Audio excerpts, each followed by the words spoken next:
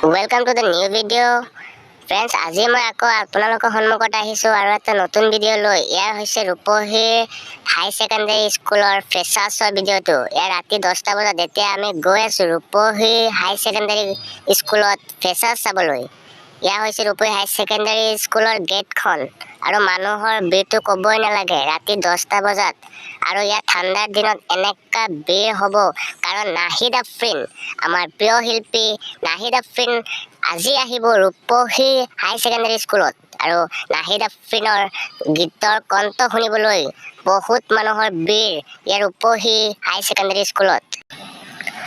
With full enjoy আমি আজি ৰূপহী হাই secondary স্কুলত এনজয়টো ফুল এনজয় কৰিছো। আমাৰ বহুত এক্স ফ্ৰেণ্ড আমাৰ প্ৰেজেণ্ট ফ্ৰেণ্ড চবৰ লগত আমি আজি ইয়াত লগ পালো আৰু লগ পোৱাৰ পিছত আমাৰ যিটো ডান্স হৈছিলে সেই ডান্সটো আপোনালোকৰ সন্মুখত আজি লৈ আহিম আৰু আমাৰ যিটো এনজয়মেণ্ট হৈছে ইয়াৰ এনজয়মেণ্টটো আমি লাইফত কৰিব পাৰিম এয়া ভবা নাছিলো। ইয়াত মোৰ কেইটামান এক্স ফ্ৰেণ্ড যিসকলৰ লগত মই ডান্স কৰি আছো আৰু ইয়াৰ আমাৰ ডান্সটো আৰু এনেকা ডান্স মই ভবা নাছিলো।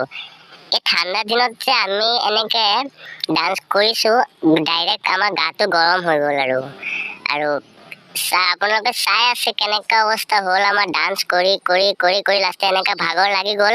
ইয়াৰ পৰা যে আমি গৈ পিনে দোকানৰ পৰা পানীৰ বটল খাম সেইটো নাই আৰু টাইম মই যাবই নোৱাৰো মানুহৰ ভিৰৰ কাৰণে এনেকা মানুহ আছিলে।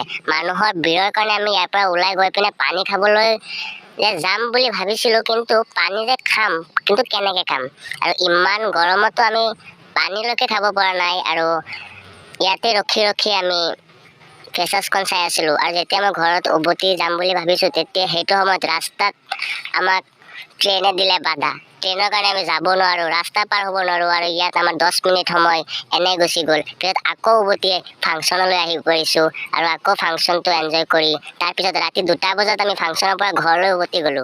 ইয়াত নাহিদ আফ্ৰিনে ইয়াত গান গাই আছে কিন্তু মই গানটো আপোনালোকৰ সন্মুখত নিদিওঁ কাৰণ আপোনালোকে মিছ কৰিব গানৰ তাইৰ কণ্ঠখিনি আৰু মিছটোৰ কাৰণে চাগে খঙতে এটা কমেণ্ট কৰি দিব কিয় গানৰ মানে তাইৰ কণ্ঠটো কিয় মই দিয়া নাই সেইটো কাৰণে আপোনালোকে খঙত এনেকুৱা হ'ব পাৰে কি কমেণ্ট এটা কৰিব আৰু লাইকটো নকৰে আপোনালোকে।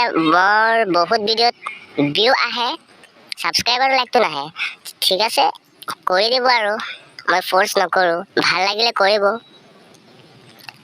নাহিদ আফ্ৰিনৰ গীতৰ কণ্ঠটো এনেকা আছিলে আৰু কেইটামান গান যে তাই গাইছে সেই কেইটামান গান চবৰে প্ৰিয় আৰু চব মই ৰেকৰ্ড কৰিব পৰা নাই কাৰণ মানুহৰ ভিৰৰ কাৰণে এনেকা অৱস্থাত থিয় হ'ব পৰা নাই আৰু তাত যে মই এনেকা ভিডিঅ' বনাই আছো বহুত কষ্ট হৈছে আৰু ফ্ৰেণ্ডছ এতিয়ালৈকে যিসকলে মোৰ ভিডিঅ'টো চাই আছে যাৰ নাহিদ আফ্ৰিনৰ কণ্ঠখিনি ভাল লাগে এটা কমেণ্ট কৰিব আৰু ৰিয়েকশ্যনটো মই চাম কোনে কেনেকা ৰিয়েকশ্যন দিয়ে নাহিদ আফ্ৰিনৰ গীতৰ কণ্ঠটোক আৰু কাৰ কাৰ প্ৰিয় শিল্পী হয় নাহিদ আফ্ৰিন আজি ভিডিঅ'টোত আপোনালোকে এটা কমেণ্ট কৰি কৈ দিব।